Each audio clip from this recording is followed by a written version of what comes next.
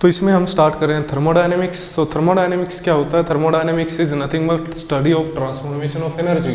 सो thermodynamics क्या होता है? ट्रांसफॉर्मेशन ऑफ एनर्जी होता है कि ट्रांसफॉर्मेशन कैसे होता है एनर्जी का, ट्रांसफॉर्मेशन ऑफ एनर्जी। किस मोड में एनर्जी ट्रांसफर होती है? एनर्जी बहुत सारे मोड्स में ट्रांसफर होती है। हमारा पूरा यूनिवर्स ही ऐसे चल रहा है एनर्जी ट्रांसफॉर्मेशन में। जैसे मैकेनिकल एनर्जी हो सकती है। एनर्जी कौन कौन सी हो सकती है हमारे पास? एनर्जी के टाइप क्या क्या हो सकते हैं? मैकेनिकल हो सकती है एनर्जी, मैकेनिकल हो सकती है, मशीन्स जो चलती हैं, फैन चलती है, बाइक चलती है, बाइसिकल चलती है, वो मैकेनिकल एनर्जी होती है। और इलेक्ट्रिकल एनर्जी हमारे पास हो सकती है। इलेक्ट्रिकल एनर्जी क्या होती है आपको पता है? थर्मल एनर्जी क्या होती है?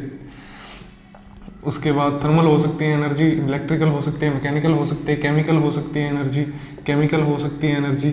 तो इन सभी एनर्जीज का एक दूसरे में ट्रांसफॉर्मेशन कैसे होता है उसको हम स्टडी करते हैं थर्मोडायनेमिक्स के अंदर। क्यों स्टडी करते हैं हम थर्मोडायनेमिक्स के अंदर ट्रांसफॉर्मेशन ऑफ एनर्जी को? इसलिए स्टडी करते हैं ताकि हम एनर्जी के नए सोर्सेज ढूंढ पाएं, जो हमारे पास ऑलरेडी प्रेजेंट सोर्सेज हैं एनर्जी के, उनको मोर एफिशिएंट बना सकें। ठीक है, इन सभी रीजन से हम स्टडी करते हैं थर्मोडायनेमिक्स को, जिसके अंदर हम पढ़ते हैं modes of transformation of energy. Energy हमारे पास कई टाइप की हो सकती है, मैकेनिकल, इलेक्ट्रिकल, थर्मल, केमिकल, बहुत सारे टाइप की एनर्जी हो सकती है। इन सभी के इंटर कन्वर्जन को हम डिस्कस करते हैं। जैसे केमिकल एनर्जी को मैकेनिकल एनर्जी में चेंज कर सकते हैं, थर्मल एनर्जी को हम केमिकल एनर्जी में चेंज कर सकते हैं, केमिकल एनर्जी को इलेक्ट्रिकल एनर्जी में चेंज कर सकते हैं। ठीक है, केमिकल एनर्जी को मैकेनिकल एनर्जी में कैसे चेंज कर सकते हैं? हमारी बॉडी में एटीपी मॉलिक्यूल बनता है, केमिकल होता है, वो ब्रेक डाउन होकर हमारे पास एनर्जी जनरेट करता है। हम चलते फिरते हैं, भागते हैं, दौड़ते हैं, वो मैकेनिकल एनर्जी हो गई।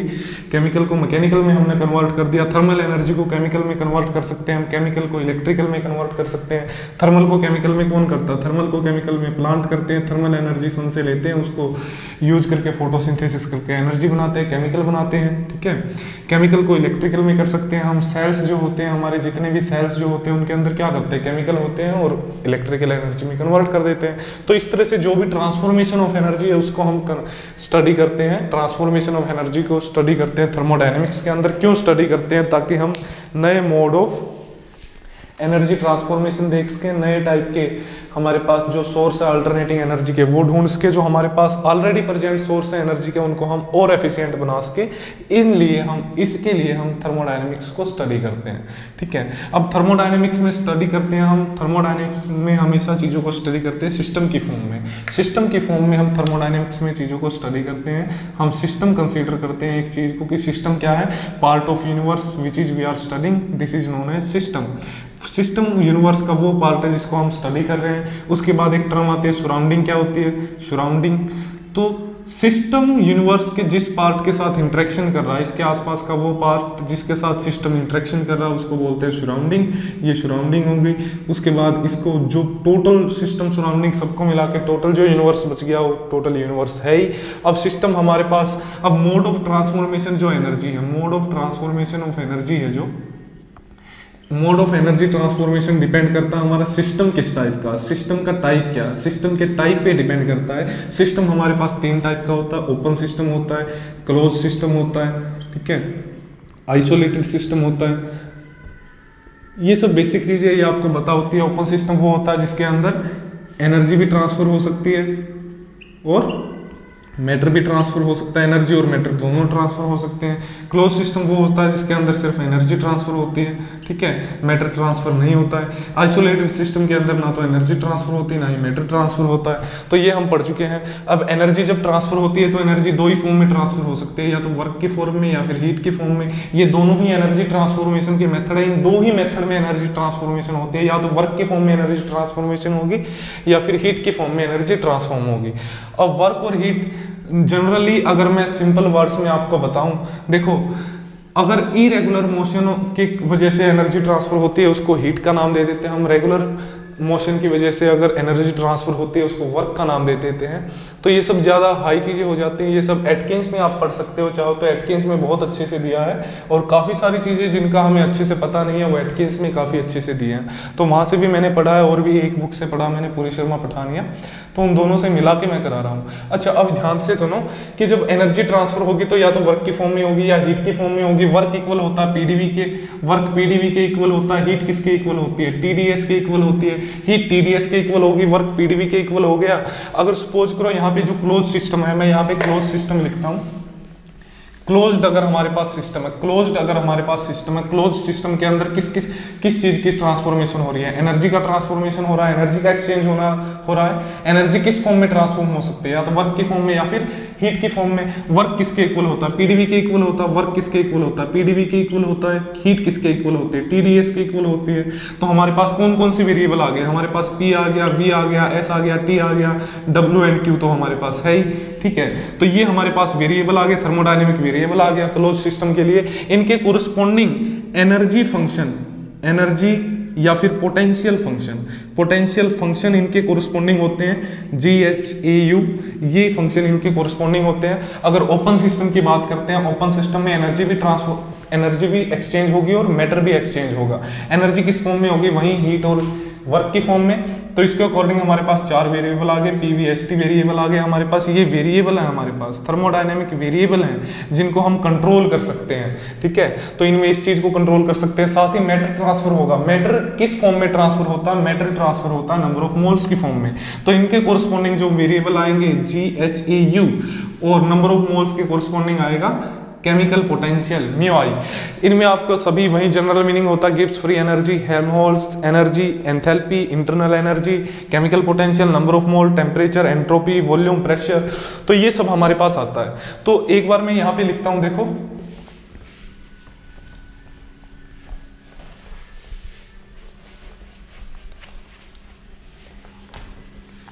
हमारे पास कौन कौन से वेरिएबल आ गए। अगर मैं ओपन की बात करता हूं, ओपन सिस्टम की अगर मैं बात करता हूं, ओपन सिस्टम में PV, ST आ गए हमारे पास और नंबर ऑफ मोल आ गए। इसके बाद GHAU आ गया हमारे पास, GHAU आ गया और केमिकल पोटेंशियल आ गया। यही वेरिएबल है, दूसरे वाले में तो इससे कम ही है। अब ये देखो, ये सारी की सारी एनर्जी की टर्म है, ये सारी की सारी एनर्जी की टर्म है, ठीक है। नंबर ऑफ मोल, मोल होता है, इसकी कोई यूनिट होती नहीं है। टेम्परेचर की यूनिट हमेशा केल्विन होती है। ये क्या है, एंट्रोपी क्या होती है, एंट्रोपी होती है, देखो Q इज इक्वल होता है TDS। इट मींस S क्या हो गया, dQ अपॉन T, या फिर Q अपॉन T बोल सकते हो। तो ये जनरली क्या है, एनर्जी पर केल्विन है, इसको हम बोल सकते हैं एनर्जी पर केल्विन। तो ये भी क्या होगी, एक तरह से एनर्जी हो गई हमारी। ये क्या, प्रेशर है। ये क्या हमारे पास, वॉल्यूम है। तो हमारे पास कौन कौन सी चीजें आ गई, प्रेशर आ गई, वॉल्यूम आ गई और ये सारी एनर्जी आ गई। टेम्परेचर और मोल की यूनिट फिक्स होती हैं। तो हमारे पास 3 ही चीजें हैं जिनके हमें यूनिट कन्वर्जन पढ़ना है। एक हमारे पास प्रेशर हो गया, वॉल्यूम हो गया और एनर्जी हो गया, ठीक है। इन 3 चीजों की यूनिट हमें कन्वर्जन आनी चाहिए, क्योंकि ये 3 ही चीजें हैं जो थर्मोडायनेमिक्स में यूज होती हैं। ये सारी एनर्जी होती है, एंट्रोपी भी एनर्जी होती है, एनर्जी पर केल्विन होती है, टेम्परेचर केल्विन में होता है, n नंबर ऑफ मोल होते हैं, प्रेशर और वॉल्यूम, बाकी सारी एनर्जी हैं। तो इसके लिए हमें क्या कर लिखना है, हमें सिर्फ 3 चीजों का यूनिट कन्वर्जन पढ़ना है, प्रेशर का, वॉल्यूम का और एनर्जी का। प्रेशर का यूनिट कन्वर्जन करने के लिए आप सिंपल याद रख सकते हो कि प्रेशर 1 न्यूटन पर मीटर स्क्वायर, या सॉरी 1 एटमोस्फियर जो होता है, 1 एटमोस्फियर जो होता है वो होता है 76 सेंटीमीटर ऑफ Hg। मरकरी का जब 76 बैरोमीटर में हो जाता है तो उसको हम बोलते हैं 1 एटमोस्फियर। और 76 इस प्रेशर निकालने के लिए फॉर्मूला होता है H ρg।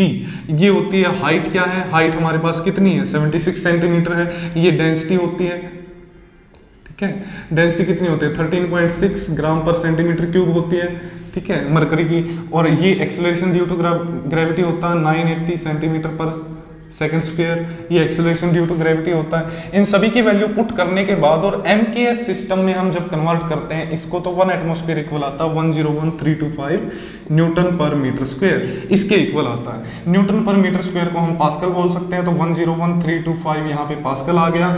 अब हम इसको ऐसे लिख दें, अगर 1.01325 इंटू 10 की पावर 5 पास्कल, तो इस 10 की पावर 5 पास्कल इक्वल होता है 10 की पावर 5 पास्कल इक्वल होता है 1 बार के। तो हम यहाँ पे लिख सकते हैं कि 1.01325 बार। तो ये आपको प्रेशर की यूनिट याद रखनी है कि 1 एटमोस्फेयर इक्वल होता है 101325 न्यूटन पर मीटर स्क्वायर, न्यूटन पर मीटर स्क्वायर इक्वल पास्कल होता है।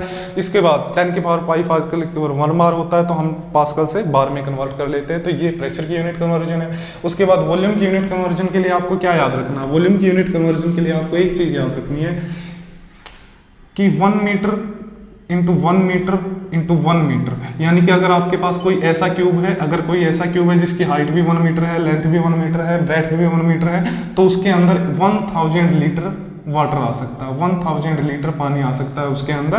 तो यहाँ से आप यूनिट कन्वर्जन कर सकते हो। इसको आप क्या बोल सकते हो कि 1 मीटर क्यूब किसके इक्वल हो गया, 1000 लीटर हो गया, 10 की पावर 3 लीटर हो गया। अगर मैं यहाँ पे सेंटीमीटर कर दूं, 1 मीटर इक्वल 10 मिलीमीटर होता है, तो 10 मिलीमीटर डेसीमीटर, सॉरी, तो 10 decimetre into 10 decimetre into 10 decimetre. अगर ये मैंने कर दिया तो 10 की पावर 1000 लीटर के इक्वल होता है। तो यहाँ से क्या आ गया, 1 डेसीमीटर क्यूब इक्वल आ गया 1 लीटर के। इसके बाद अगर मैं मीटर की जगह सेंटीमीटर रखूं, 100 centimetre into 100 centimetre into 100 centimetre equal 1000 litre. तो यहाँ पे क्या आ जाएगा, 10 की power 3 centimetre cube equal 1 litre, यानी कि 1 सेंटीमीटर क्यूब इक्वल 10 की पावर -3 लीटर। तो इस तरह से आप याद कर सकते हो, वॉल्यूम का यूनिट कन्वर्जन याद कर सकते हो, प्रेशर का यूनिट कन्वर्जन आप याद कर सकते हो। ठीक है, तो हमने इसके अंदर क्या पढ़ा है कि थर्मोडायनेमिक्स क्या है, mode of transformation of energy है। इसकी हम स्टडी करते हैं, एनर्जी कई फॉर्म में ट्रांसफर होती है। क्यों पढ़ते हैं थर्मोडायनेमिक्स को, ताकि मोर एफिशिएंट वेज हम क्रिएट कर सके एनर्जी के। जो हमारे पास जनरेशन के अभी मेथड है, नए हम सोर्स ढूंढ सके एनर्जी जनरेट करने के, इन वजह से हम थर्मोडायनेमिक्स पढ़ते हैं। Mode of transformation of energy depend करता है आपका सिस्टम किस टाइप का है। सिस्टम आपका दो तरह का हमने पढ़ा, सिस्टम आपका किस तरह का होता है, ओपन सिस्टम होता है आपका क्लोज सिस्टम होता है। क्लोज सिस्टम के अंदर सिर्फ एनर्जी ट्रांसफर होता है। एनर्जी किस फॉर्म में होता है, वर्क और हीट की फॉर्म में होता है। वर्क आपका पीडीवी होता है और हीट आपकी क्या होती है, टीडीएस होती है आपकी। तो यहाँ पे हमारे पास 4 वेरिएबल आ गए, पीवी एसटी आ गए। इसके बाद इनके कोरस्पॉन्डिंग हमारे पास क्या होते हैं, जीएचएयू होता है हमारे पास।